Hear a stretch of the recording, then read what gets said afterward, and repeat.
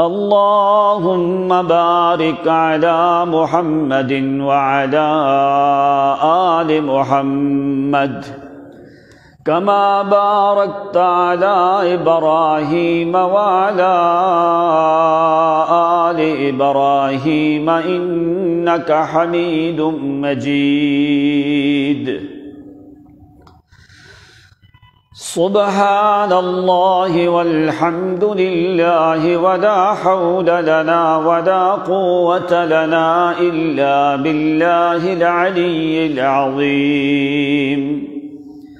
سبحان ربك رب العزة عما يصفون وسلام على من اتبع الهدى وسلام على المرسلين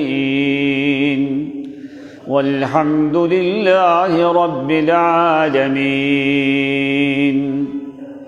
سبحانك لا علم لنا إلا ما علمتنا إنك أنت العليم الحكيم. واجب الاحترام معزز محترم مکرم سامعین عظام، آپ کی خدمت میں اللہ رب العزت کی لا ریب کتاب، بے عیب کتاب اور بے مثل کتاب قرآن مقدس میں سے آیات مبارکہ تلاوت کی ہیں. بارگاہ ربانی میں التجا اور دعا ہے کہ اللہ رب العزت صحیح قرآن و سنت کے مطابق کہہ سکنے کی توفیق عنایت فرمائے، اور تمام تر حاضرین ناظرین کو اللہ کریم صحیح معنوں میں قرآن و سنت کی سمجھ عطا فرمائے. آج 14 جنوری 2022 اور بالترتیب یہ ہمارا چھٹا کہ 7واں جمعہ ہے. اللہ رب العزت اس دن کو ہمارے لیے گناہوں کے کفارے کا سبب بنائے. جمعۃ المبارک کا دن مسلمانوں کے لیے ایک عظیم دن ہوتا ہے. 7 دن کے بعد یہ دن جمعۃ المبارک کا مقصد ہی یہ ہے کہ انسان کی اجتماعیت ایک مقام پہ جمع ہو کے اللہ تعالیٰ کے ذکر الہی میں مشغول ہوں. قرآن مقدس کا سننا اور پھر مسجد میں بیٹھنا، پھر اس میں رغبت اور غور و فکر کرنا، تمام تر عبادات سے یہ افضل عبادت ہے. اگر کوئی آدمی صرف ویسے ہی اللہ کے گھر میں بیٹھتا ہے تو اس کا اللہ کے گھر میں بیٹھنا ہی عبادت شمار ہوتا ہے. جو پھر ایک نیت کر کے ایک غرض سے جمعہ کے دن قرآن و سنت کو سننے کے لیے سمجھنے کے لیے آدمی آئے، ان لوگوں کا مقام اللہ کریم کے ہاں بہت زیادہ بلند اور عرفہ ہے. اللہ رب العزت نے جتنے بھی واقعات، مثالیں، نصیحتیں، عبرتیں، قصص قرآن مقدس میں ذکر کیے ہیں، وہ تمہارے لوگوں کے لیے اللہ کریم نے وہ نصیحت بنا کے بھیجے ہیں قرآن مقدس میں، تاکہ کسی قسم کا مومنوں کے ذہن میں شکوک و شبہات کی گنجائش باقی نہ رہ جائے کہ وہ ان واقعات، انبیاء اور ان کی قوموں کے حالات کو سن کے ان کے ایمان میں تازگی آئے اور وہ ان کاموں سے بچتے رہیں جو کہ پہلے انبیاء کی قوموں نے جو غلط کام کیے، ان کاموں کی طرف رغبت کریں جو ان لوگوں نے اچھے کام کیے. 2 ہی چیزیں ہیں کہ اچھے کام کے اوپر عمل کرنا اور غلط کام سے اپنے وجود کو روک کے رکھنا. انہی چیزوں کا انسان مکلف ہے اور انہی چیزوں کو قرآن مقدس نے ذکر کیا ہے۔ زکریا علی نبینا علیہ الصلاۃ والسلام اللہ کریم کے بڑے معصوم اور برگزیدہ، مختار اور پسندیدہ انبیاء میں سے نبی تھے۔ جتنے بھی انبیاء ہیں وہ سب اللہ کریم کے معصوم اور پسندیدہ جماعت ہے۔ فرمایا اللہ یجتبی من رسلہ من یشاء، اللہ تعالیٰ رسالت کے لیے اس کو چنتے ہیں کہ جو اللہ تعالیٰ کی ذات جانتی ہے کہ خوب رسالت کا حق ادا کرنے والا کون آدمی ہے۔ نبوت اور رسالت یہ کوئی محنت سے یا مزدوری سے یا کوشش سے نہیں ملتی، یہ اللہ کریم کی طرف سے عطا ہے۔ فرمایا یجتبی من رسلہ من یشاء، جس کو اللہ تعالیٰ چاہے یہ نبوت اور رسالت عطا فرما دیتے ہیں۔ اس نبی اور رسول کو گمان بھی نہیں ہوتا کبھی کہ اللہ تعالیٰ اتنی بڑی مہربانی کر دیں گے، جیسے نبی اکرم صلی اللہ علیہ وسلم کے بارے میں فرمایا وَمَا كُنْتَ تَدْرِي مَا الْكِتَابُ وَلَا الْإِيمَانُ وَمَا كُنْتَ تَتْلُو مِنْ كِتَابِهِ، میرے پیغمبر آپ کو تو ایمانیات کی مکمل حقیقت کا علم نہیں تھا، آپ تو لکھنا پڑھنا بھی نہیں جانتے تھے، آپ کو امید بھی نہیں تھی کہ اللہ تعالیٰ اتنی بڑی نبوت اور رسالت کا تاج میں محمد کے سر پہ پہنا دے گا۔ لیکن فرمایا یہ اللہ تعالیٰ کی تقسیم ہے، اہم یقسمون رحمت ربک، کوئی بھی اللہ تعالیٰ کی تقسیم میں خلل نہیں ڈال سکتا۔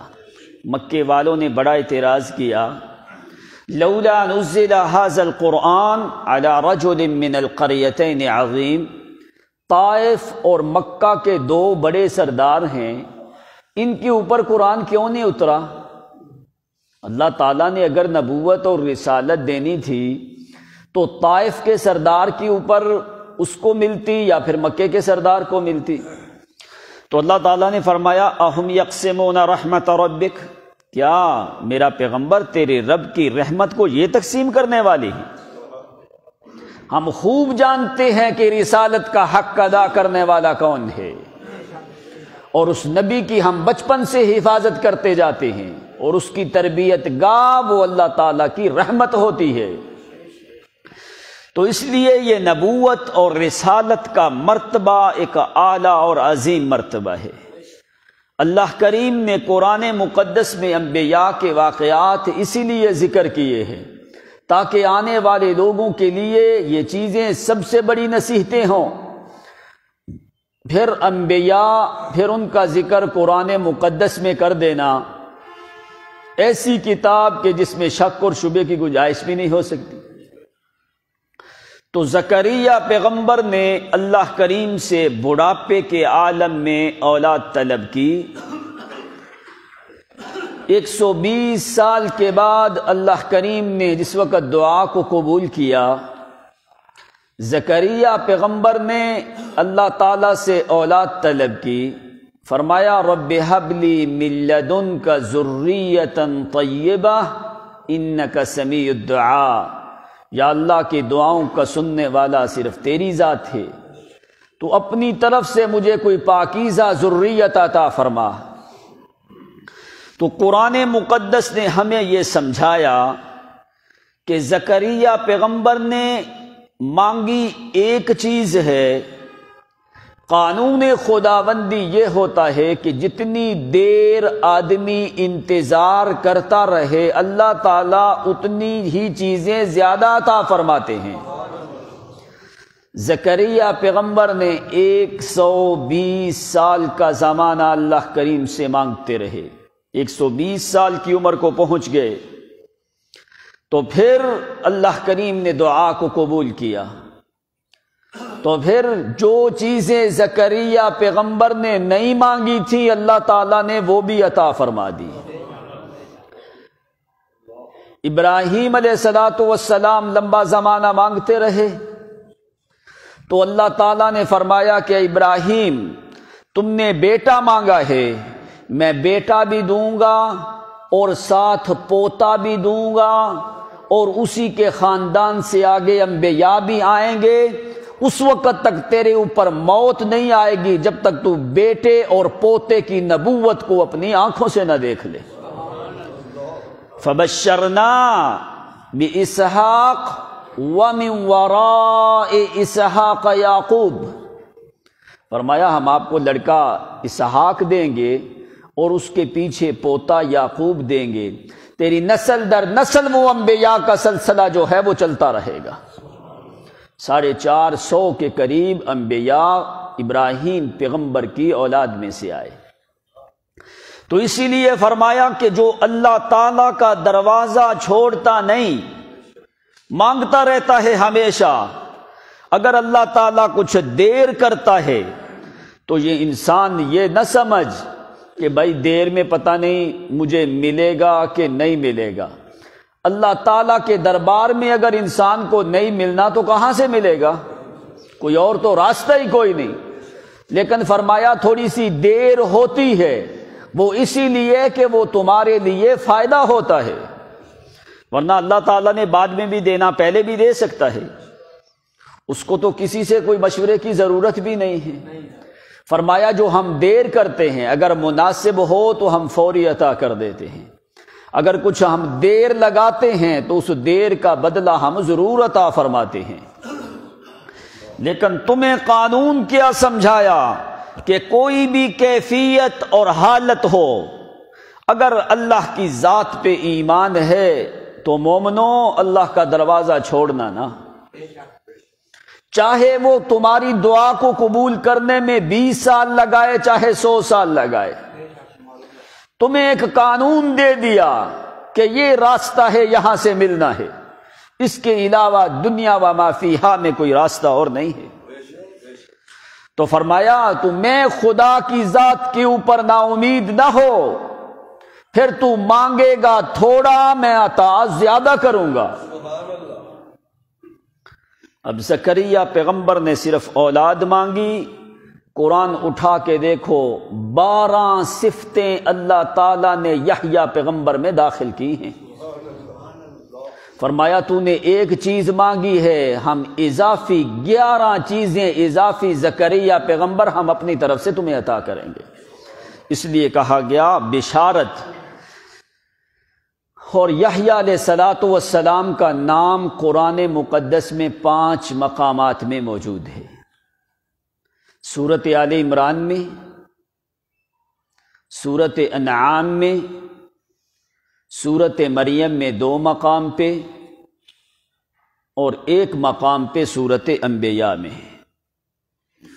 وہاں پہ فرمایا سورۃ آل عمران میں پہلی دفعہ نام آیا ہے حضرت یحییٰ علیہ السلام کا۔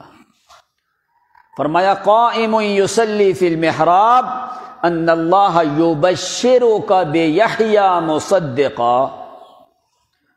فرمایا جب محراب میں نماز پڑھ رہے تھے تو اس وقت ان کو بشارت دی گئی، کس کی؟ بے یحییٰ۔ آگے سورۃ انعام میں فرمایا وزکریا ویحییٰ وعیسیٰ والیاس کل من الصالحین۔ اب جہاں پہ بھی تم قرآن پاک میں دیکھو گے یحییٰ پیغمبر کا ذکر اللہ تعالیٰ نے ساتھ تعریف کی ہے، مدح کی ہے، ان کی اوصاف ذکر کیے ہیں۔ تیسرا مقام آتا ہے سورۃ مریم میں، وہاں پہ فرمایا نبشرک بغلام اسمہ یحییٰ لم نجعل لہ من قبل سمیہ۔ چوتھا مقام بھی سورۃ مریم میں پہلا رکوع ہے، یا یحییٰ خذ الکتاب بقوہ وآتیناہ الحکم صبیہ۔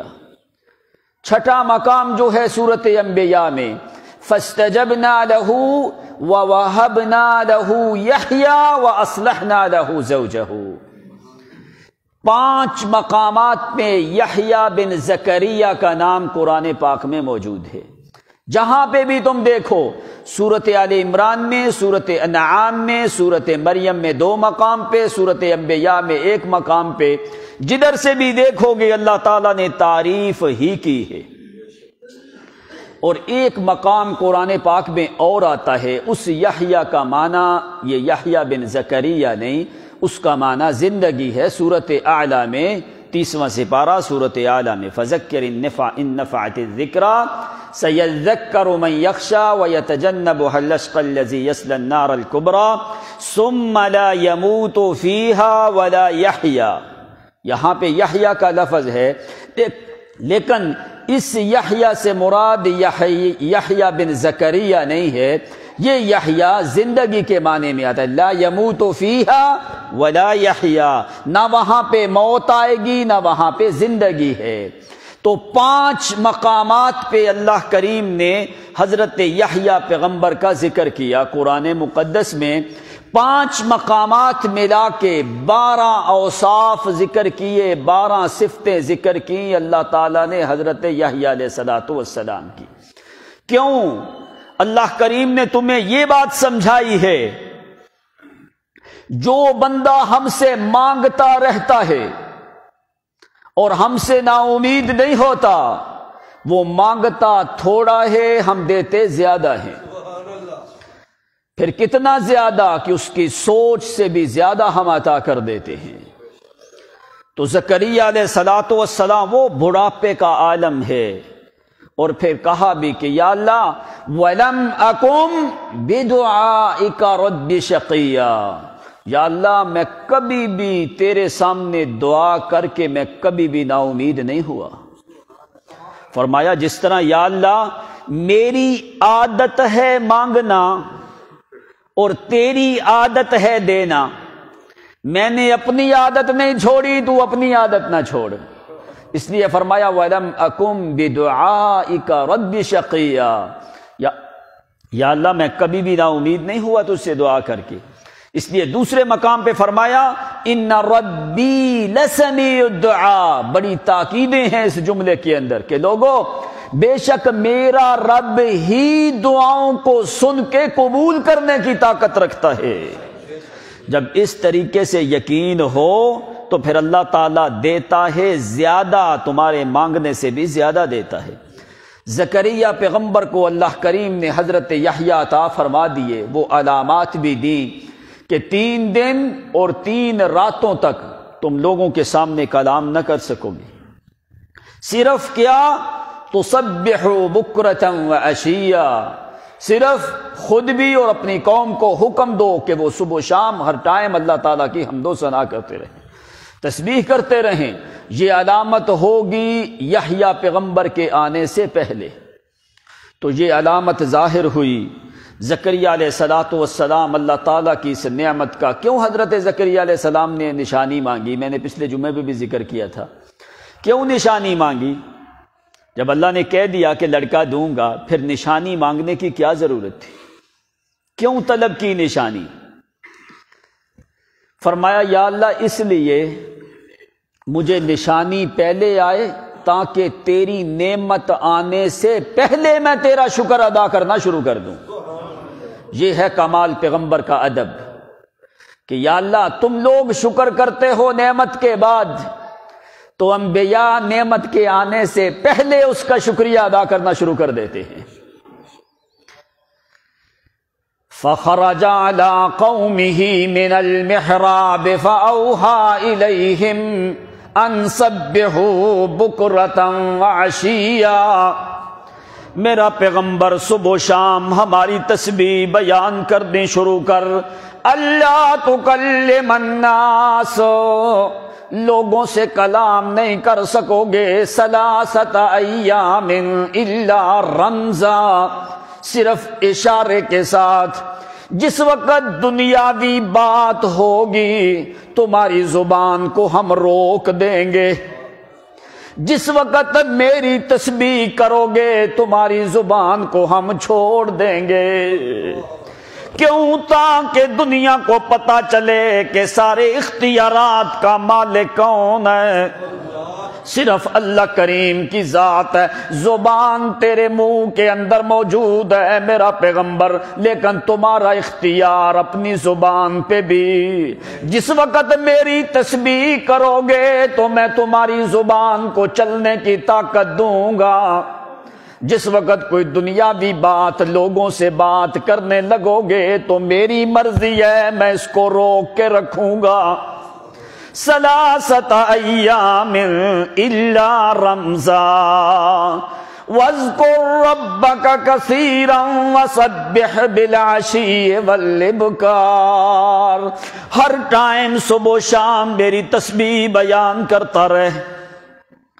فرمایا ٹھیک ہے. اللہ فرماتے ہیں فاستجبنا لہ، ہم نے دعا بڑے ذوق، بڑی تڑپ اور طلب اور محبت سے زکریا پیغمبر کی دعا کو خوش ہو کے قبول کیا. وہ 8 صفتیں پچھلے جمعے پہ ذکر کی تھی. فرمایا بڑے شوق سے دعا کو قبول کیا. زکریا پیغمبر کے گھر میں ہم نے لڑکا عطا کیا ہے. پہلی اس کی صفت کیا ہے؟ فرمایا میرا پیغمبر بغلام اسمہ یحییٰ لم نجعل لہ من قبل سمیا.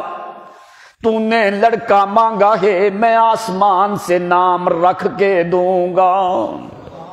لم نجعل لہ من قبل سمیا. اس نام والا پہلے لڑکا دنیا میں آیا بھی. اس میں بشارتیں تھیں اللہ تعالیٰ نے رکھی نا.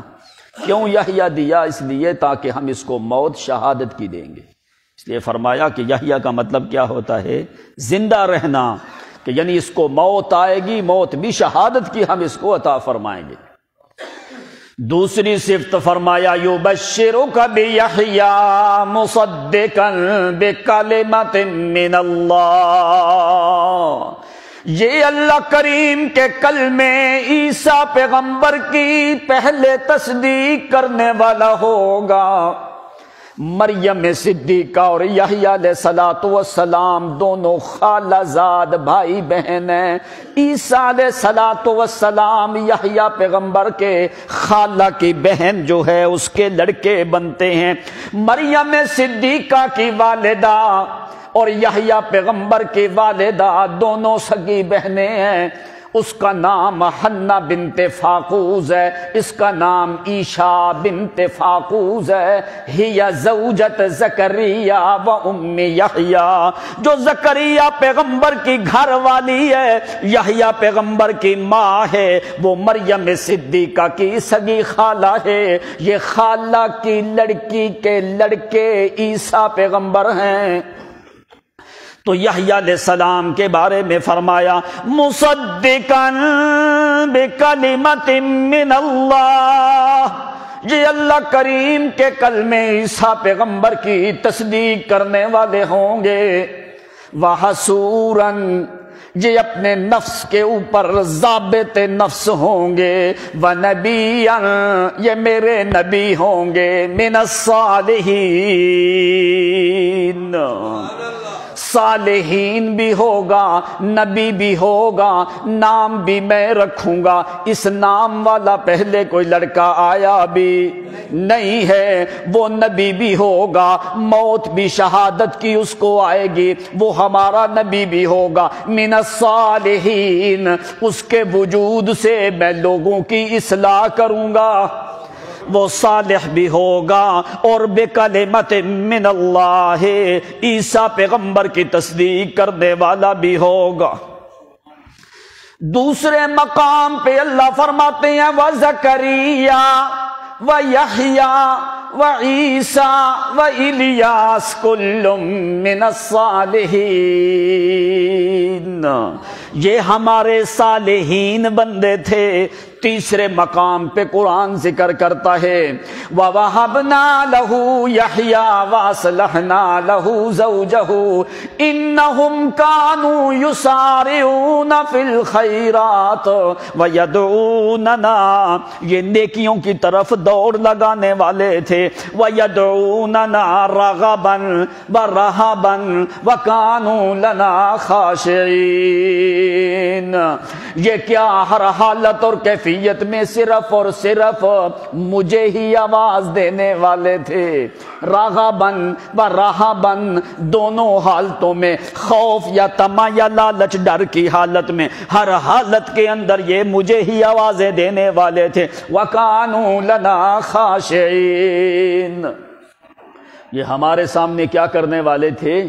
عاجزیاں کرنے والے تھے۔ یہاں پہ فرمایا خاشعین، دوسرے مقام پہ اللہ کریم نے فرمایا وَنَبِيًّا مِّنَ الصَّالِحِينَ، یہ صالحین میں سے تھے، نبی بھی تھے، صالحین میں سے تھے۔ چوتھے مقام پہ اللہ کریم فرمایا یا یحییٰ خذ الکتاب بقوہ، یا یحییٰ خذ الکتاب بقوہ، اے میرا یحییٰ پیغمبر، خذ الکتاب، اس تورات کو مضبوطی سے تھام کے رکھ۔ ابھی انجیل نہیں آئی، اس تورات کو مضبوطی سے تھام کے رکھ جو موسیٰ پیغمبر پہ میں نے نازل کی ہے۔ یا یحییٰ خذ الکتاب بقوۃ، مضبوطی سے تھام، کیوں مضبوطی سے پکڑ؟ کیوں؟ اس لیے کہ یہ میں اللہ کریم کی طرف سے نازل شدہ کتاب ہے۔ میں نے تم کو تورات اور انجیل کے دونوں علوم سکھانے ہیں یحییٰ پیغمبر۔ جوانی تیری کی انتظار ہم نے کوئی نہیں کرنی، وہ قانون ہم بدل دیں گے کہ جو قانون ہم نے رکھا ہے، کسی نبی کو 40 سال سے پہلے ہم نے نبوت دی، لیکن میں قادر ہوں، میں بدلنا چاہوں تو بدل سکتا ہوں۔ او یحییٰ پیغمبر، میں ذرا یہاں پہ قانون کو بدلنے لگا ہوں، تیرے لیے بھی قانون بدل دوں گا، تیری خالہ کے لڑکے عیسیٰ کے لیے بھی میں قانون بدل دوں گا۔ کیوں؟ اس لیے کہ تم دونوں ایک بڑی نشانیاں ہو۔ تم ایسے ٹائم پہ زکریا پیغمبر نے مانگا ہے جس سے دنیا عاجز ہوتی ہے، تیرا وجود ایک میری نعمت ہے، عیسیٰ پیغمبر کا وجود میری ایک قدرت کاملہ کی نشانی ہے۔ اس لیے میں چاہوں جو چاہوں، جس کے لیے چاہوں، جب چاہوں میں کرنے پہ قادر ہوں۔ ان اللہ علی کل شیء قدیر۔ یا یحییٰ خذ الکتاب بقوہ، کتاب کو مضبوطی سے پکڑ۔ کیوں؟ اس لیے کہ یہ میں نے نازل کی ہے۔ اخذا کا معنی ہوتا ہے اس طریقے سے کسی چیز کو پکڑ لینا۔ جس وقت قرآن نازل ہوا ہے، اللہ کریم نے محمد کو یہ لفظ بولا، یہ لفظ اللہ نے بولا، کیا فرمایا؟ فرمایا یحییٰ پیغمبر کے لیے خذ، پکڑ، الکتاب، جو آسمانی کتاب ہے اس کو پکڑ کے رکھ۔ لیکن جس وقت قرآن نازل کیا، اللہ کریم نے یہ لفظ محمد کے لیے استعمال نہیں کیا۔ اللہ کریم نے کیا فرمایا؟ کیوں؟ اس لیے کہ میرا پیغمبر تم آخری نبی ہو، تمہارے بعد کوئی نبی بھی آنا، یہ تمہاری کتاب بھی آخری کتاب ہے، اس کتاب کے بعد کوئی کتاب بھی آنی۔ قرآن کے لیے فرمایا فاستمسک، فاستمسک بالذی اوحی الیک انک علی صراط مستقیم۔ فاستمسک، مسکا کا معنی ہوتا ہے پکڑنا، فاستمسک کا معنی کیا ہوتا ہے؟ میرا پیغمبر پورا زور لگا کے قرآن کو مضبوطی سے تھام کے رکھ۔ فاستمسک، پوری اپنی قوت لگا، پورا زور لگا، پوری طاقت لگا، فاستمسک، اسی کو مضبوطی سے پکڑ کے رکھ۔ اللہ کیا نشانی ہوگی اگر میں اس کو مضبوطی سے پکڑ کے رکھوں گا تو اللہ بدلہ کیا ملے گا؟ فرمایا انک علی صراط مستقیم، دنیا کی طاقتیں بھی مل جائیں میرا پیغمبر تجھے صراط مستقیم سے کوئی ہٹا سکتا۔ خذ کے لفظ میں اتنی قوت نہیں جتنی استمساک میں قوت ہوتی ہے۔ فرمایا فاستمسک بالذی اوحی الیک، مضبوطی سے میرا پیغمبر اس کو پکڑ کے رکھ۔ کیا یہ قانون صرف پیغمبر کے لیے ہے؟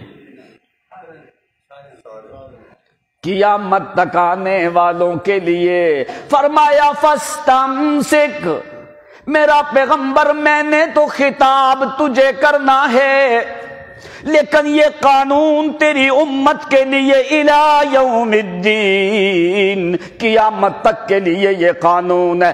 جو بندہ بھی صرف اور صرف صراط مستقیم پہ چلنا چاہتا ہے اس کے لیے میں نے قانون نازل کیا ہے، یہی قانون ہے فاستمسک بالذی اوحی الیک انک علی صراط مستقیم۔ پھر تو ہمیشہ صراط مستقیم پہ رہو گے۔ تو نبی علیہ السلام نے دوسرے مقام پہ فرمایا او لوگو میں محمد کا راستہ بھی صراط مستقیم ہے، اور وہ کس نے مجھے دیا ہے؟ قل اننی ہدانی ربی الی صراط مستقیم، اہدنا الصراط المستقیم وان ھذا صراطی مستقیما، یہی میں محمد کا راستہ ہے۔ او لوگوں اگر میں محمد صلی اللہ علیہ وسلم کے پیچھے چلنا چاہتے ہو تو یہی میرے پاس ایک ہی سڑک ہے، ایک ہی راستہ ہے، ایک ہی اشارے عام ہے، اس میں کوئی ڈر خطرے والی بات نہیں۔ شیطان کا باپ بھی زور لگائے اس رستے سے تمہیں ہٹا سکتا۔ شیطان نے کیا کہا تھا؟ اس نے کہا تھا میں صراط مستقیم کے راستے پہ بیٹھوں گا۔ شیطان نے بھی یہی کہا تھا لَأَقْعُدَنَّ لَهُمْ صِرَاطَكَ الْمُسْتَقِيمَ، اے اللہ میں تیرے صراط مستقیم پہ بیٹھوں گا۔ آگے خود ہی کہنے لگا الا عبادک منہم المخلصین، مجھے تیری عزت کی قسم ہے جو تیرے خالص بندے ہوں گے ان کے اوپر کوئی میرا زور چل سکتا۔ تو وہ اللہ کریم نے ہمیں بتایا او لوگو اگر شیطان کے زور سے بچنا چاہتے ہو تو ایک ہی راستہ ہے، وہ کون سا؟ انک علی صراط مستقیم۔ ہر طرف سے شیطان گھومتا چلتا پھرتا رہے، لیکن جس راستے میں قرآن ہوگا شیطان اس راستے میں آ سکتا، شیطان وہاں پہ غالب آ سکتا۔ یحییٰ پیغمبر کو فرمایا خذ الکتاب بقوت، او میرا پیغمبر کتاب کو مضبوطی سے تھام لے۔ کیا ہوگا؟ فرمایا وَآتَيْنَاهُ الْحُكْمَ صَبِيًّا، وَآتَيْنَاهُ الْحُكْمَ صَبِيًّا، ہم تمہیں دانائی دیں گے صبیًّا، بچپن کی عمر میں۔ فرمایا ہم بچپن کی عمر میں تمہیں دانائی اور یہ چیزیں ہم عطا کر دیں گے۔ دو ہی پیغمبر ہیں یحییٰ اور عیسیٰ علیہ السلام جن کو اللہ تعالیٰ نے بچپن میں یہ چیزیں سکھا دی۔ وَآتَيْنَاهُ الْحُكْمَ صَبِيًّا، ہم تجھ کو دانائی اور حکمت ہم بچپن میں سکھائیں گے، ہم نے دی ہے تم کو۔ وَآتَيْنَاهُ الْحِكْمَ، دوسرے مقام پہ فرمایا وَآتَيْنَاهُ الْحُكْمَ صَبِيًّا۔ اب یہ حکمت کیا ہوتی ہے؟ لوگ کہتے ہیں بڑا حکیم ہے، بڑا دانا ہے۔ حکیم اور حکمت کیا چیز ہے؟ بس ایک معنی میں ذکر کر دوں، بہت سے معنی ہیں۔ من عرف جمیع الاشیاء ولم یعرف الاعلی یسمى حکیما، امام غزالی کا قول۔ من عرف جمیع الاشیاء ولم یعرف اللہ لا یسمی حکیما۔ امام غزالی فرماتے ہیں جس نے پوری دنیا کی چیزوں کو پہچان لیا لیکن اللہ کو نہیں پہچانا وہ حکیم کوئی نہیں۔ جس نے ہر چیز کو پہچان لیا اور اللہ کو نہیں پہچانا وہ حکیم نہیں ہے۔ تو معنی کیا ہوا؟ حکیم کون ہے؟ جس نے اللہ کی معرفت صحیح معنوں میں اپنے دل میں حاصل کی، اس سے بڑھ کے کوئی حکیم نہیں ہے۔ اس لیے یہ حکمت جو ہے یہ بڑی چیز ہے۔ یؤتی الحکمت من یشاء ومن یؤت الحکمت فقد اوتی خیرا کثیرا۔ جس کو اللہ نے حکمت دے دی، فرمایا بہت سی چیزیں عطا فرما دی۔ کیوں؟ جاگ کے بیٹھا کرو بھائی۔ فرمایا وَآتَيْنَاهُ الْحُكْمَ صَبِيًّا۔ ایک اور معنی سن لیں، کہتا ہے بندہ حکیم کون؟ یا رب ماذا فقد من وجدک وماذا وجد من فقدک۔ بڑے اچھے جملے بولے، کہتا ہے یا اللہ جس نے تجھے پایا اس نے سب کچھ پایا، جس نے تجھے نہیں پایا اس نے کچھ نہیں پایا۔ یا رب ماذا وجد من فقدک وماذا فقد من وجدک۔ جس نے تجھے گم پایا اس نے کچھ نہیں پایا، جس نے تمہیں پایا اس نے سب کچھ پایا ہے۔ اللہ کریم کی معرفت اگر تیرے دل میں ہو تو یہ سب سے بڑی حکمت ہے۔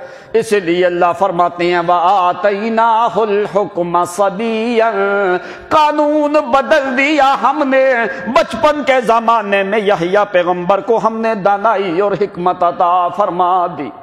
اور کیا کیا؟ فرمایا وَحَنَانًا مِن لَّدُنَّا وَزَكَاةً۔ وَحَنَانًا، حنونت، رحم دلی، ترس، کرم، تلیم، تلطف جو ہے ہم نے اپنی طرف سے رحمت یحییٰ پیغمبر کے دل میں ڈال دی۔ وَحَنَانًا مِن لَّدُنَّا، اپنی طرف سے ہم نے یہ محبت اس کے دل میں ڈال دی۔ فرمایا وَحَنَانًا مِن لَّدُنَّا وَزَكَاةً۔ او پاکیزگی، طہارت، اس کا اخلاق بھی پاک ہے، جسم بھی پاک ہے، عورتوں سے ہٹا کے رکھا ہم نے، پاک پیغمبر وَزَكَاةً، اس کو طاہر ہم نے بنایا تھا۔ پاکیزگی، جس کا اخلاق، جس کا کھانا پینا، چلنا پھرنا، لباس جو ہے وہ ہر چیز پاکیزہ ہے۔ وَزَكَاةً وَكَانَ تَقِيًّا۔ آگے فرمایا وَكَانَ تَقِيًّا، تَقِيًّا، وہ بڑا ہی متقی بندہ تھا۔ تقیاً، بڑا ہی متقی بندہ تھا۔ تقیاً، وہ ہم سے ڈرنے والا تھا۔ تقیاً، ہمارے حکم کے خلاف چلنے کے بارے میں سوچتا بھی نہیں تھا۔ تقیاً، اے مطیعاً، ہمارا ہی مطیع تھا۔ اے خائفاً من اللہ، اللہ کریم سے ہمیشہ ہر حالت میں ڈرنے والا تھا۔ وہ بڑا ہی متقی تھا، بڑا ہی پاک تھا، بڑا ہی پاکیزہ تھا، بڑا ہی صاف اور ستھرا تھا، بڑا ہی طاہر تھا۔ ہم نے اپنی طرف سے اس کے دل کے اندر محبت ڈال کے رکھی تھی۔ کیا یہ ساری چیزیں زکریا علیہ السلام نے مانگی؟ نہیں تھی۔ یہ زکریا پیغمبر کی دعا کا ثمرہ ہے کہ اللہ تعالیٰ یہ ساری صفتوں کا ذکر کر رہا ہے کہ میرا پیغمبر زکریا تو نے جو چیزیں نہیں بھی مانگی میں خدا نے وہ بھی عطا کر دی ہیں۔ وَكَانَ تَقِيًّا، دوسرے مقام پہ ذکر کیا، ایک اور صفت ذکر کی سورت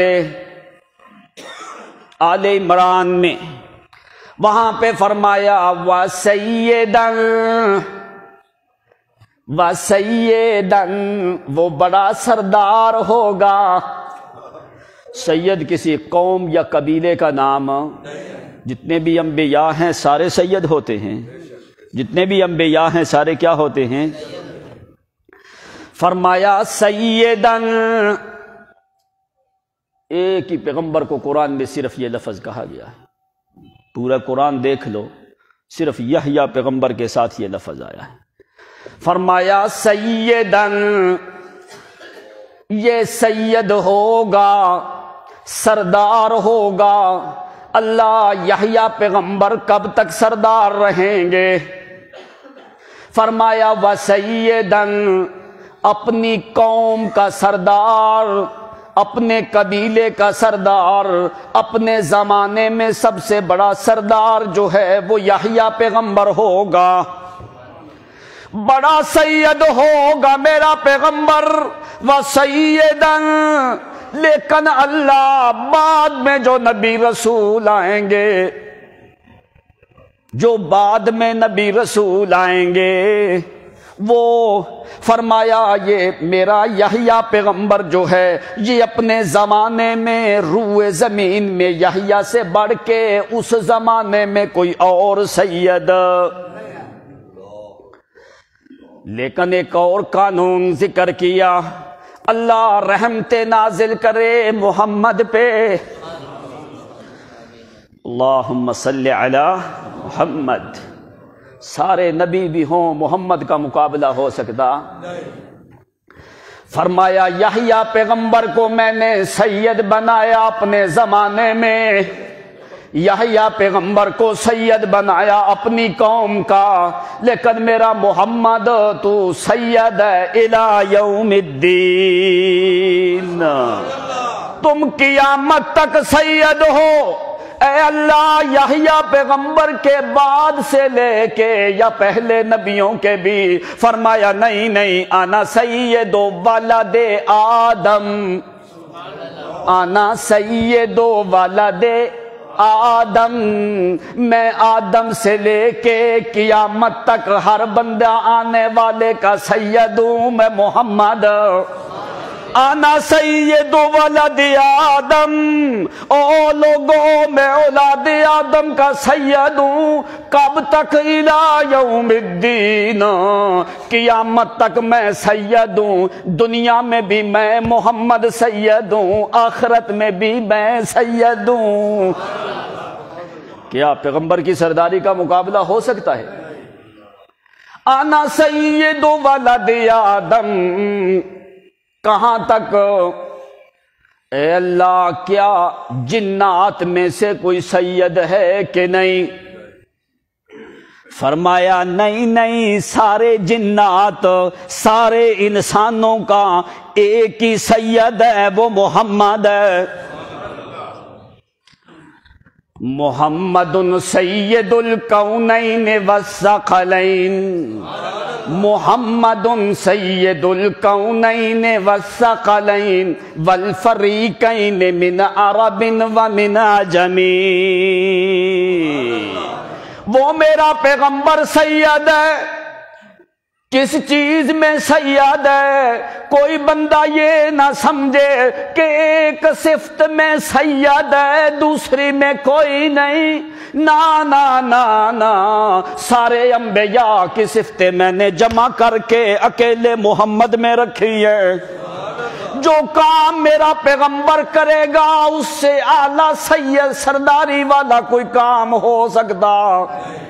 سید فی النبوت وسید فی الرسالت وسید فی الصداقت وسید فی الامامت وسید فی الخطابت وسید فی المحنت والمعونت وسید فی الشجاعت والعدالت وسید فی السیرت والصورت والکمال وسید فی الحسن والجمال وسید فی المطال وسید فی الریاضت وسید فی الفصاحۃ والبلاغۃ والطلاقۃ والحکمۃ والرفعۃ والمکانۃ والعزۃ والکمال وسید فی الحلم والقول والعمل والفعل والتقریر والتحسین واللسان وسید فی البیان وسید فی الخطاب وسید فی الکتاب وسید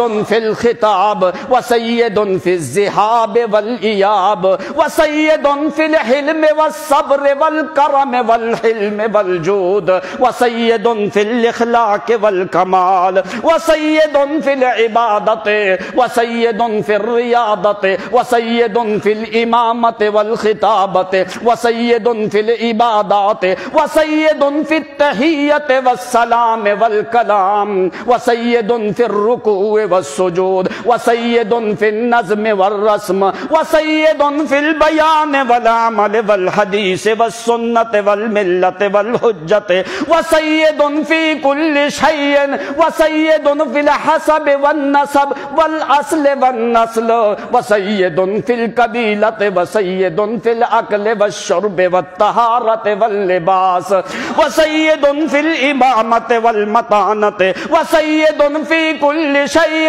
وسید فی الحیات والممات وسید فی الجماعت اور میں نے تو لوگوں محمد کریم کو سید بنایا ہے، آدم کا سید ہے تو میرا محمد، نوح کا سید ہے تو میرا محمد، احود پیغمبر کا سید ہے تو میرا محمد ہے، صالح پیغمبر کا سید ہے تو محمد، شعیب پیغمبر کا سید ہے تو محمد، خلیل کا سید ہے تو محمد، اسماعیل ذبیح کا سید ہے تو محمد، اسحاق کا سید ہے تو محمد، لوط پیغمبر کا سید ہے تو محمد، شمون یوحنا بولے صادق صدوق کا سید ہے تو محمد الرسول اللہ، شعیب الیاس ذوالکفل یسع کا سید ہے تو محمد، ادریس ایوب یونس یوسف موسیٰ ہارون کا سید ہے تو میرا محمد ہے، موسیٰ اور عیسیٰ زکریا یحییٰ یعقوب یوسف کا سید ہے تو میرا محمد ہے، اور میرا پیغمبر سارے رسولوں میں سے سید ہے، سارے پیغمبر محمد الرسول اللہ کے مساوی بھی نہیں بلکہ سارے رسولوں کا سید ہے تو میرا محمد ہے، محمد سید الکونین والثقلین والفریقین من عرب ومن عجم، انبیاء میں سید محمد، انبیاء کے بعد لوگوں، انبیاء کے بعد ساری قیامت تک آنے والی دنیا کے سید ہیں تو میرے محمد کی جماعت ہے، قیامت تک محمد کے بعد آنے والے لوگوں کے سید ہے تو میرے پیغمبر کی جماعت ہے۔ کون ہے میرے پیغمبر کی؟ اولئک ہم خیر البریہ خیر امت اخرجت للناس، انبیاء میں سید محمد ہے، انبیاء کے بعد ساری امتوں میں سید جو ہیں وہ میرے محمد کے صحابہ ہیں، صدیق بھی سید ہے، فاروق بھی سید ہے، عثمان بھی سید ہے، علی بھی سید ہے، طلحہ بھی سید ہے، زبیر بھی سید ہے، سعد بھی سید ہے، سعید بھی سید ہے، ابو عبیدہ بھی سید ہے، زبیر ابن عوام بھی سید ہے، عبد الرحمن بن عوف بھی سید ہے، مہاجر بھی سید ہیں، انصار بھی سید ہیں، لوگوں میرے پیغمبر کے جو صحابہ ہیں وہ سارے سید ہیں، سارے ہیں کہ نہیں سید؟ چاہے اگر یمن کا ہے تو سید ہے، اگر فارس کا ہے تو سید ہے، اگر شام کا ہے تو سید ہے، اگر عراق کا رہنے والا ہے تو سید ہے۔ اللہ یہ سرداری کدھر سے ملی؟ فرمایا جس وقت یہ میرے محمد کی محفل میں آتے گئے میں سید بنا کے کھڑا کرتا گیا۔ اولئک ہم خیر البریہ، خیر البریہ، خیر البریہ، پوری کون میں، پوری خلقت میں انبیاء کے بعد افضل اور سید لوگ ہیں تو محمد الرسول اللہ کے صحابہ ہیں۔ کیا یہ کوئی معمولی لوگ ہیں؟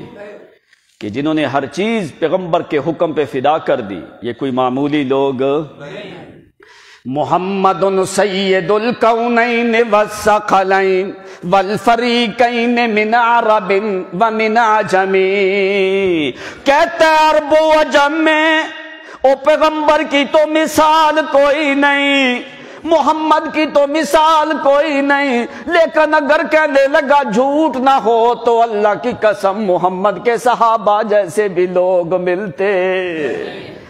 یہ سرداری جو اللہ کریم نے دی ہے محمد الرسول اللہ صلی اللہ علیہ وسلم کو جو عطا فرمائی ہے، اس کا نتیجہ کیا نکلتا ہے؟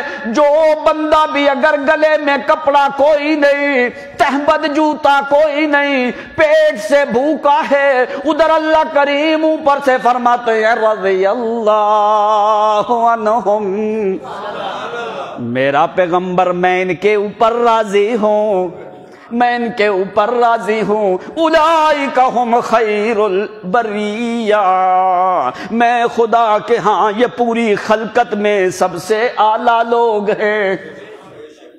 اس سے بڑھ کے کوئی سرداری ہو سکتی ہے؟ فرمایا وسیدن، نبی اکرم صلی اللہ علیہ وسلم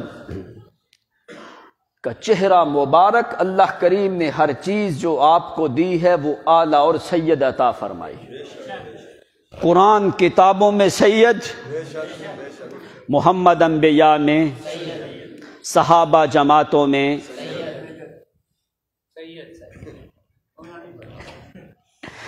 صحابہ جماعتوں میں سید۔ عمرو بن طفیل وہ مکہ میں آیا، قبیلہ دوس کا آدمی، مکے والے چمٹ گئے اس کو، ان کو پتہ تھا کہ یہ بڑا ایک عظیم قبیلہ ہے، اس کو کہنے لگے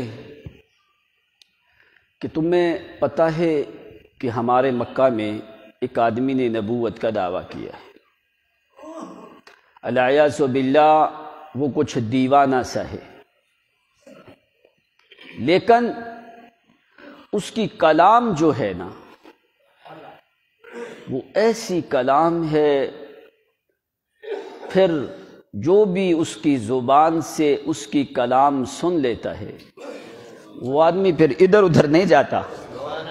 تو اس لیے ہم آپ کو نصیحت کرتے ہیں کہ آپ مہربانی کر کے جو مرضی یہاں پہ کرو مکہ میں، لیکن اس آدمی کے قریب نہ جانا، کہ وہ کوئی ایسا جادو کرتا ہے، ایسا جادو کرتا ہے کہ آدمی پھر ادھر ادھر جاتا نہیں ہے۔ انہوں نے کہا تھا نہ ھذا لساحر کذاب، بھائی قرآن گواہ ہے، کہا یہ محمد بہت بڑا جادوگر ہے، الیاذ باللہ۔ جس طرح پیغمبر جادوگر، انہی لوگوں نے کہا تھا اس پیغمبر کے اوپر ابھی یہ جادو کا مارا ہوا ہے، الیاذ باللہ، اس کے اوپر جادو کا اثر ہو گیا۔ نہ تو پیغمبر ساحر ہے نہ پیغمبر مسحور ہے، الیاذ باللہ۔ تو وہ دوس قبیلے کے آدمی کو کہنے لگے اس کے قریب نہ جانا۔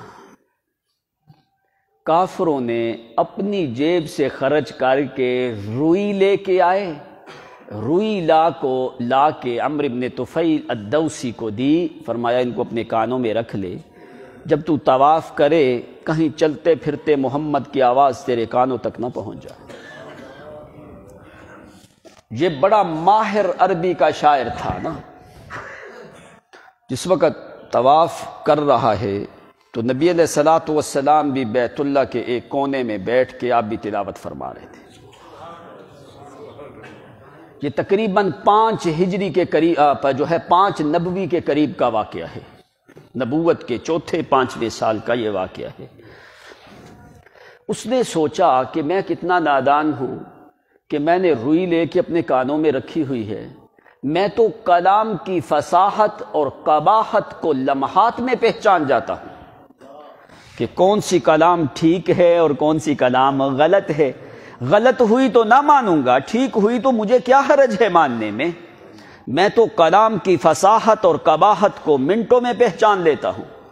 اس نے روئی نکال دی، روئی نکال کے بس ابھی چکر لگا رہا ہے، ابھی پہنچا نبی علیہ الصلوۃ والسلام کے قریب، بس پھر ادھر ہی رک گیا، پھر طواف بھول گیا۔ نبی علیہ الصلوۃ والسلام قرآن پڑھ رہے ہیں، پھر قرآن جیسی کلام ہو، قرآن جیسی کتاب ہو، زبان ہو پھر محمد کی، تو پھر تاثیر یہ ہوتی ہے کہ ابو سفیان، عتبہ اور ابو جہل یہ رات کے اندھیرے میں بیت اللہ کی اوٹ لے کے محمد کا قرآن سنتے تھے۔ کافر 3 دن تک متواتر نبی علیہ الصلوۃ والسلام کا قرآن سنتے رہے، لیکن صرف کیا تھی، وہ کہتے ہیں ہمیں یہ چیز نے مار دیا کہ یہ بھتیجا ہمارا یتیم ہے، اس کو ہم سردار مان لیں۔ ایسا نہیں ہو سکتا، ضد میں آ کے مارے گئے، لیکن چپکے چپکے سے قرآن سنتے رہے۔ ہر روز ایک دوسرے کو حلف دے کے جاتے ہیں کہ کل کو محمد کا قرآن نہیں سننا، لیکن یہ قرآن نے مجبور کر دیا، پیغمبر کی لسان مقدس نے مجبور کر دیا سننے پہ۔ عمرو ابن طفیل کے کانوں میں جس وقت قرآن کی آواز پڑی، پھر اس کی ہمت نہیں ہے کہ وہ اپنا پاؤں دوبارہ اٹھا کے آگے چلے، رک گیا اسی مقام پہ۔ نبی علیہ الصلوۃ والسلام نے تھوڑا سا قرآن پڑھا، آپ خاموش ہوئے، آپ چلے اپنے گھر کی طرف۔ عمرو ابن طفیل یہ پیچھے چلنا شروع کر دیا اس نے۔ نبی علیہ السلام گھر پہنچے، دق الباب، دروازہ کھٹکایا، کہتا ہے اللہ کی قسم جو میں نے تیری کلام سنی، یہ کسی ساحر کی کلام نہیں ہے، یہ کسی شاعر کی کلام نہیں ہے، وما ہوا بقول شاعر، یہ کسی شاعر کی کلام نہیں، یہ کسی ساحر کی کلام نہیں، اور یہ پڑھنے والا بھی ساحر نہیں ہے۔ اعرض علی الاسلام، میرے سامنے آپ اپنی باتیں ظاہر کریں، آپ کون سا مذہب لے کے آئے ہیں؟ بڑے وہ نادان لوگ ہیں جنہوں نے آپ کو کہا کہ یہ ساحر ہے، جنہوں نے آپ کو دیوانہ اور پاگل کہا۔ اللہ کی قسم محمد سے بڑھ کے دانا اور عقل مند اور زیرک انسان میں نے تو زندگی میں دیکھا بھی نہیں۔ عرض علی یا رسول اللہ صلی اللہ علیہ وسلم، اللہ کے پیغمبر میرے سامنے پیش کریں۔ ایک روایت میں آتا ہے آپ نے 3 سورتیں قرآن کی پڑھی، قل هو اللہ احد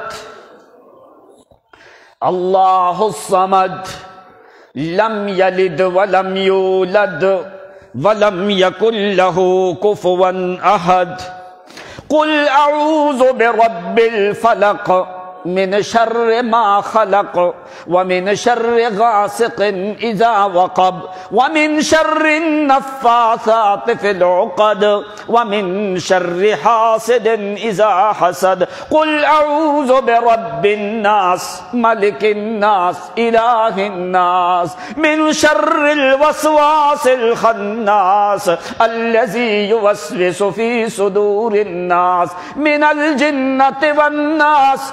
یہ پڑھتے گئے، نبی علیہ الصلوۃ والسلام اس کی آنکھوں سے آنسو جاری ہیں، کہنے لگا اللہ کی قسم عارض علی الاسلام، اللہ کے پیغمبر مجھے اسلام کے مکمل ارکان بتائیں، ایمان کیا ہے، اسلام کیا ہے۔ نبی علیہ الصلوۃ والسلام نے جس وقت بتایا ہے اسی مقام کے اوپر مسلمان ہوا، کہنے لگا اللہ کے پیغمبر میرا قبیلہ بڑا ہے، قبیلہ دوست کے لوگ ہیں، مجھے تو ایمان سمجھ میں آیا۔ یہ 4 سے 5ویں نبوت کے 4تھے اور 5ویں سال کا واقعہ ہے۔ اس کا مطلب کیا ہے کہ سورت فلق اور ناس مکہ میں نازل ہو چکی تھی، مکہ میں نازل اگر ہوئی نہ ہوتی تو آپ پڑھتے۔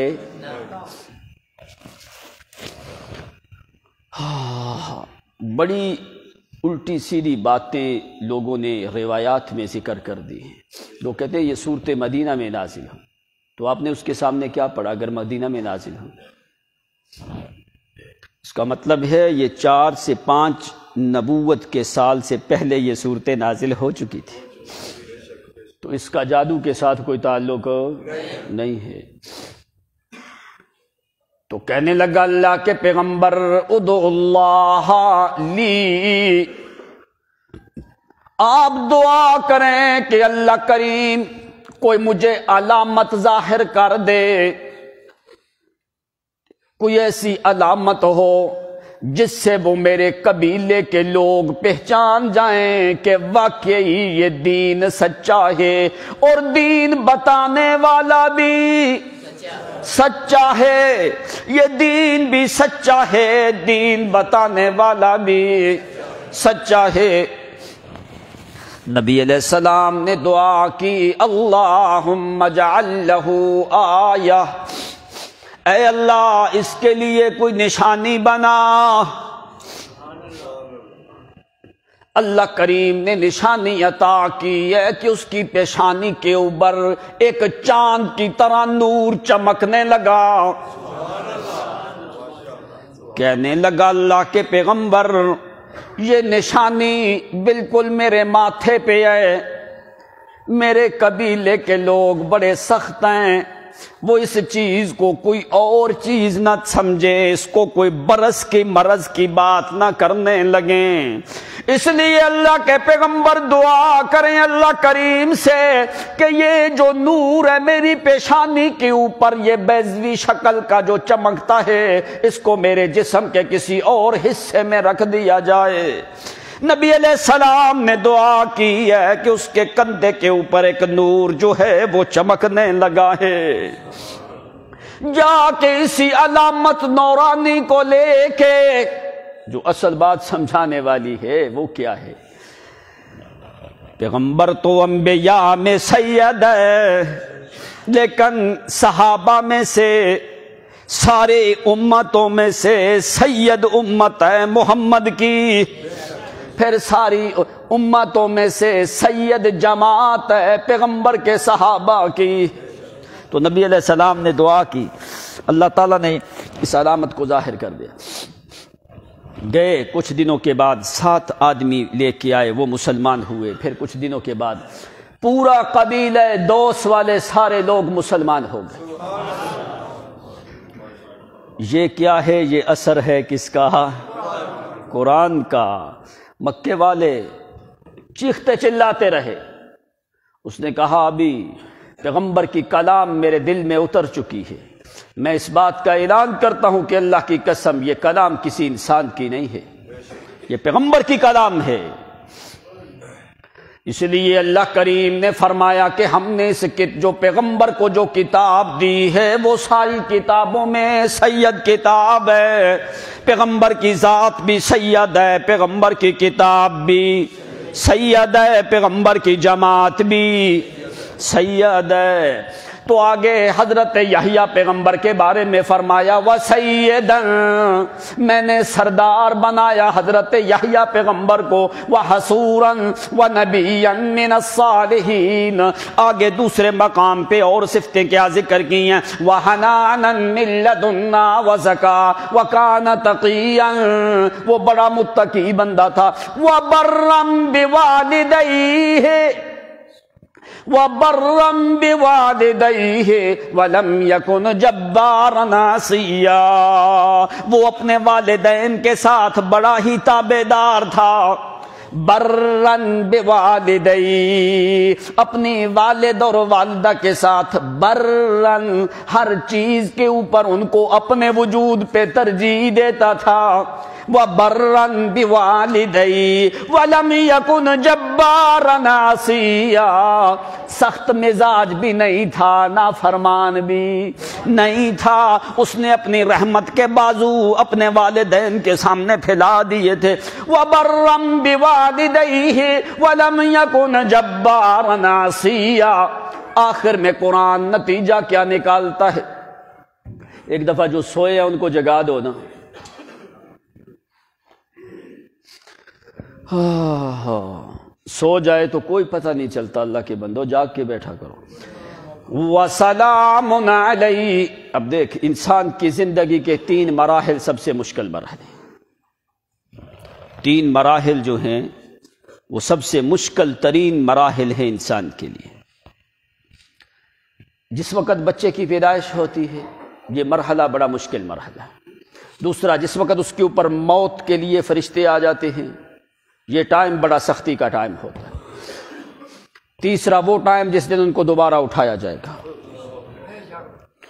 یہ 3 اصعب ثلاثت مراحل، یہ 3 مراحل انسان کے لیے بڑے مشکل ہیں۔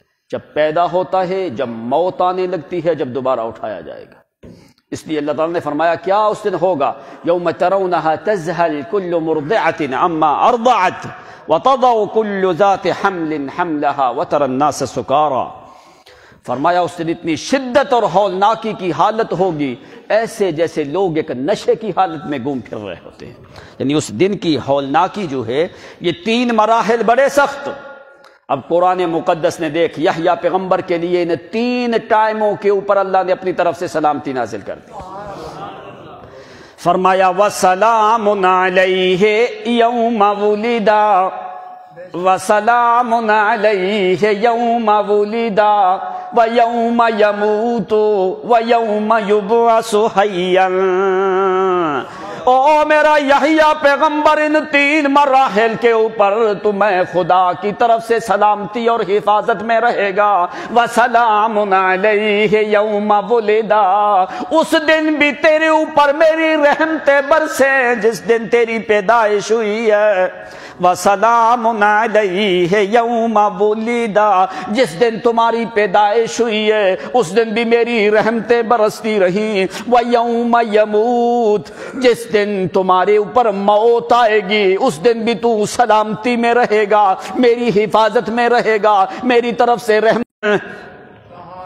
جس دن میں دوبارہ زندہ کروں گا اس دن بھی آپ میری رحمت کے نیچے ہوگے۔ 3 ٹائموں کی سلامتی میرا یحییٰ میں تمہیں دیتا ہوں۔ جس دن پیدا ہوگا سلامتی سے، جس دن یا اللہ تعالیٰ زندوں کو زندہ کرے گا۔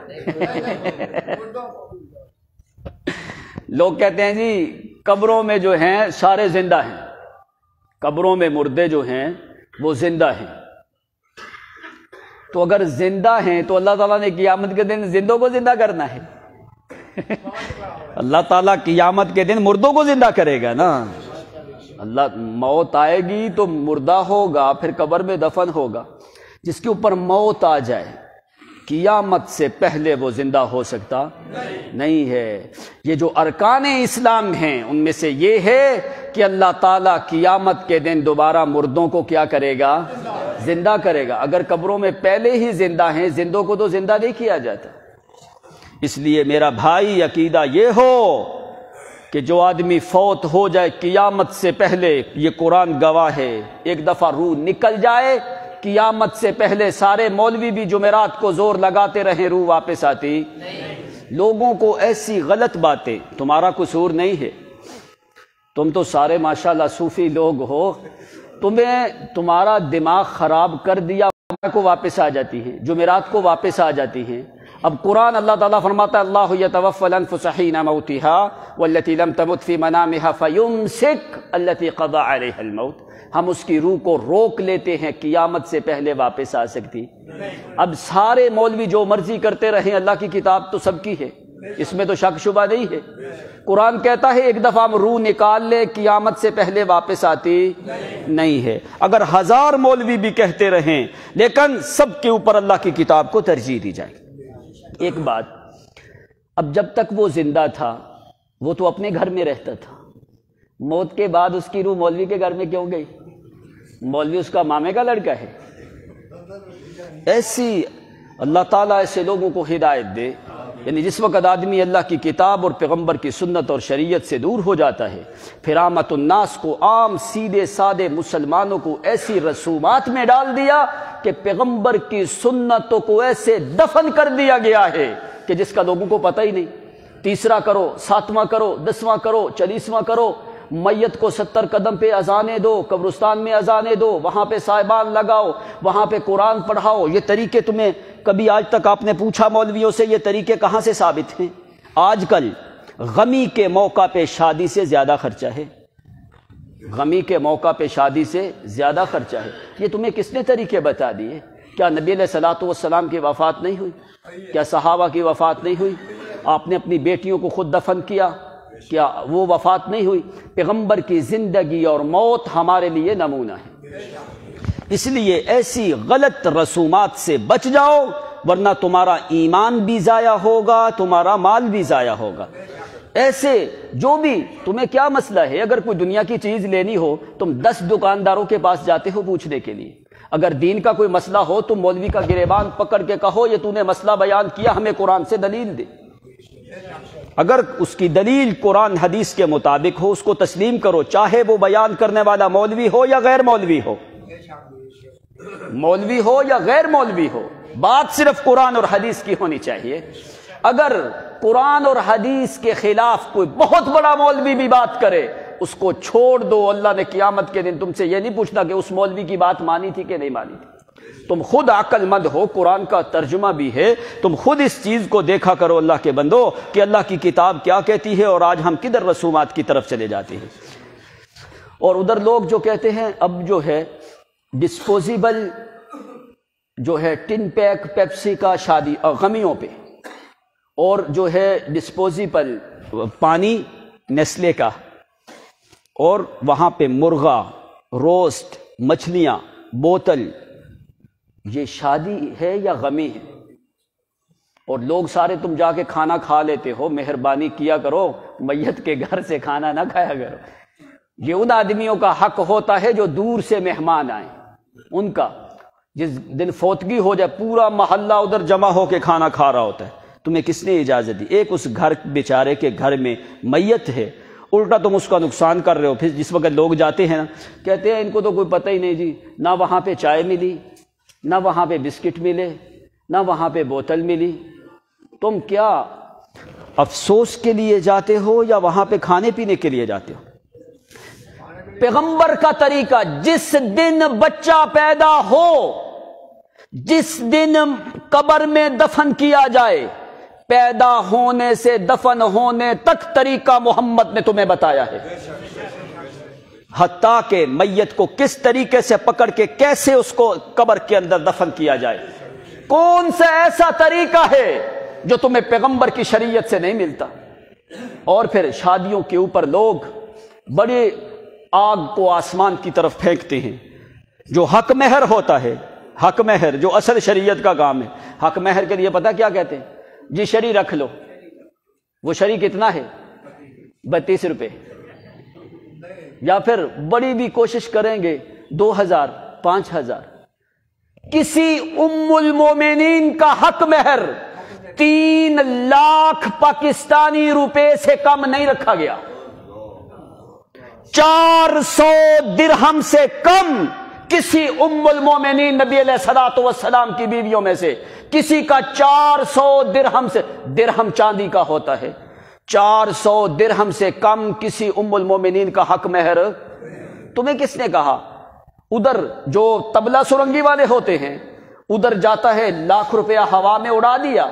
جو شریعت نے تمہیں کہا ہے کہ حق مہر بچی کا اپنی حسب توفیق رکھو، جو ہے قوال، جو طبلہ سرنگی والے وہاں پہ لاکھوں روپے، اور بچی کا حق مہر تم 5000 رکھتے ہو۔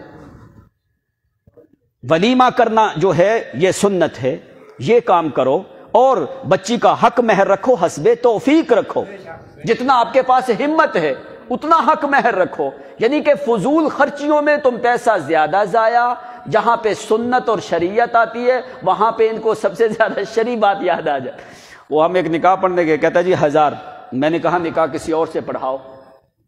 ادھر میں دیکھ رہا تھا اندر بیٹھ کے، باہر ایسے 500 کے نوٹ اڑ رہے ہیں، وہ جو ڈھول ڈمکے والے ہوتے ہیں، وہاں پہ 500 کے نوٹ اڑ رہے ہیں۔ تو میرے جال میں کہتا ہے جی شرعی 1000 روپیہ نکاح، 1000 روپیہ حق مہر رکھو۔ میں نے بڑا زور دے کے 10,000 رکھوایا۔ یعنی ان کو یہ جو طریقہ ہے، یہ طریقہ شریعت کی طرف نہیں آتے، فضول خرچیوں کی طرف جاتے۔ اس لیے میرا بھائی اس زمانے میں بڑے فتنے ہیں، اگر اپنے ایمان کو محفوظ کرنا چاہتے ہو، ہمیں کسی سے کوئی ضد اناد نہیں، بتانا ہمارا فرض ہے۔ یہ منبر، یہ محمد کی امت کا اندیشہ ہے، اس کو پیشہ نہ بنا، اس کو پیشہ نہ سمجھ، یہ پیغمبر کی امت کا پیشہ نہیں، یہ اندیشہ ہے۔ اس کے اوپر بیٹھ کے ایک ایک لفظ کے بارے میں خدا کے دربار میں تم کو جواب دہ ہونا ہوگا۔ منانا کسی کے اختیار میں نہیں، لوگوں کو بات صحیح بتاؤ، جو مانے ٹھیک، جو نہیں مانے مولوی کے اوپر کوئی حرج نہیں آتا۔ اس لیے اپنی امامت خطابتیں بچانے کے لیے لوگوں کو غلط طرف نہ لے کے جاؤ، غلط رسومات کی طرف نہ لے جاؤ۔ کہتے ہیں جی سیدھی بات کرے ہمارے مقتدی سارے ناراض ہو جاتے، تم مقتدیوں کے ٹھیکیدار ہو، پھر اس کا مطلب ہے تو اس مسلح کا بھی مجرم ہے اور اتنے بڑے لوگوں کا بھی مجرم ہے۔ اس لیے قرآن نے کہا سادتنا وکبراءنا فاضلون السبیلا، قیامت کے دن لوگ کہیں گے یا اللہ ہمارے پیر و مرشد نے ہمیں گمراہ کر دیا، ہمارے بڑے بڑے مولوی اور پیر۔ اللہ تعالیٰ فرمائے گا ان کو تو میں ان کا علاج کرتا ہوں، لیکن میں خدا نے تمہیں بھی تو عقل دی تھی، تمہارے اندر عقل نہیں تھی۔ اس لیے اس زمانے میں ایک ہی راستہ ہے تمام تر فتنوں سے بچنے کے لیے، اللہ کی کتاب کے مطابق عمل کرو اور پیغمبر کی شریعت کے مطابق عمل کرو، چاہے کوئی چیز راضی رہے کوئی ناراض رہے۔ قرآن نے 10 باتیں تمہیں شمار کر کے دی ہیں کہ آج دنیا کے اندر ابھی قتل و غارت ہے، خون ریزی ہے، فتنے ہیں، چوریاں ہیں، چکاریاں ہیں، شراب نوشی ہے، بدماشی ہے، بازاروں میں، چوکوں میں، لوگوں میں، گھروں میں بد امنی ہے، فساد ہے، یہ وبائیں ہیں، بیماریاں ہیں، مرض ہیں۔ کیا آج تک تم نے کبھی کسی سے پوچھا اس کا سبب کیا ہے؟ قرآن کہتا ہے ما اصابک من حسنۃ فمن اللہ وما اصابک من سیئۃ فمن نفسک، یہ جتنی بھی مصیبتیں آتی ہیں یہ تمہارے گناہوں کا وبال ہے، لیکن اگر تم اللہ کی کتاب پہ عمل کرنے والے بن جاؤ، فرمایا میں رات کو موسم کے مطابق بارش نازل کروں، بادلوں کی آواز بھی تمہارے کانوں تک نہیں پہنچاؤں گا۔ اس لیے اگر اپنے ایمان کی حفاظت چاہتے ہو تو اپنا تعلق قسم کے بندے جو اللہ کے سائے میں قدم رکھ کے اپنی برادری سے ناراض ہو گیا تو فرمایا قیامت کے دن یہ اللہ کے عرش کے سائے کے نیچے ہوگا۔ کیوں؟ اس نے ساری دنیا کے اوپر سب سے زیادہ آدمی کو برادری عزیز ہوتی ہے، خاندان ہوتا ہے، فرمایا اللہ نے سب کو چھوڑ اگر وہ دین کے معاملے میں رکاوٹ بنتے ہیں ایسا نہ چھوڑ دینا۔ ویسے صلۃ الرحم بہت بڑا اجر ہے کہ ایسے نہ برادری کو چھوڑ دینا، اگر دین کی وجہ سے آگے چھوڑے گا تو اللہ تعالیٰ کے ہاں تیرا اجر اور ثواب بہت زیادہ ہوگا۔ وآخر دعوانا